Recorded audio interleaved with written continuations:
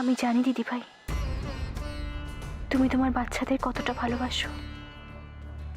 সারা জীবন ধরে তুমি অনেক ভুল করেছো, কিন্তু একজন মা হিসেবে তুমি সত্যিই খাঁটি। আর কেউ না বুঝুক, আমি তোমার কষ্টটা বুঝি দিদি ভাই। আমায় তুমি ভুল বুঝো না দিদি ভাই। বিশ্বাস করো, আমি থাকতে তোমার বাচ্চাদের একটু অবহেলা তো দেব না।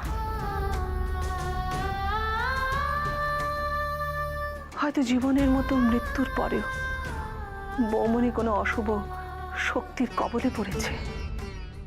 কেন এতটা অবুঝ তুমি দিদি ভাই?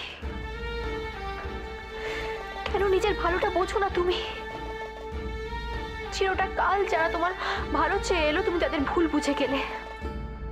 আর সেই জন্যই খারাপ মানুষগুলো তোমাকে সব সময় ব্যবহার করলো। আজকে নিজের অবস্থা দেখো, তুমি বুঝতে পারছো না সেই খারাপ মানুষদের কবলেই পড়লে তুমি। এতে তোমার নিজের লোকেদের ক্ষতি হচ্ছে দিদি ভাই। কবে বুঝবে তুমি? বৌরানী,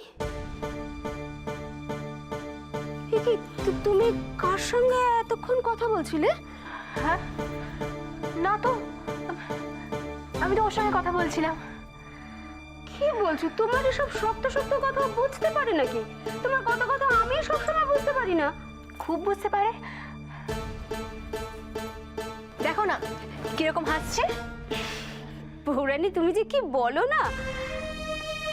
মনে দি, তুমি এখন হঠাৎ করে এলে, কিছু দরকার আছে? না না, কিছু দরকার না। আসলে মা বললো বাচ্চাগুলোকে একটু নিচে নিয়ে যেতে, তাই আমি এলাম ওকে নিয়ে যাওয়ার জন্য। ও, রাঙামা বলেছে তো নিয়ে যাও না, রাঙামার সঙ্গে দুষ্টুমি করে আসো। তা যা বলেছো। মা না দিনে দিনে একদম ওদের মতো হয়ে যাচ্ছে গো।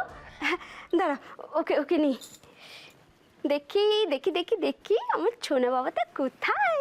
1 মিনিট নয়নি।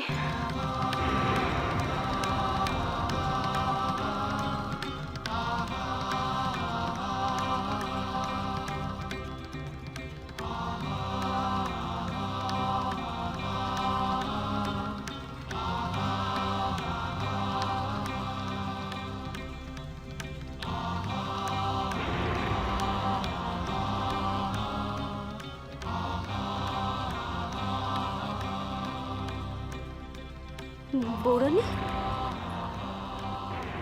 এসব কি গো? এটা ঠাকুরের আশীর্বাদ। ও,